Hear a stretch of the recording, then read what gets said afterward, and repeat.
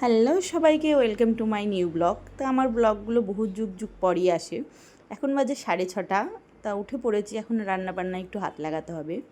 দেখো 8টা মতো বাজে, আমার রান্না কমপ্লিট। এখানে হয়েছে পনির, ভাত, রুটি, একটা ভাজা।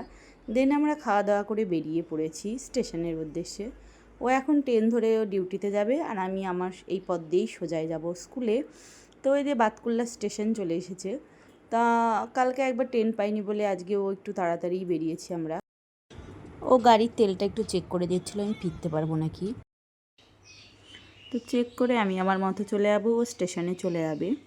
তো ফেরার পথে দেখো গেট পড়েছিল, অসম্ভব ভিড়, যেমন তেমন রোদ।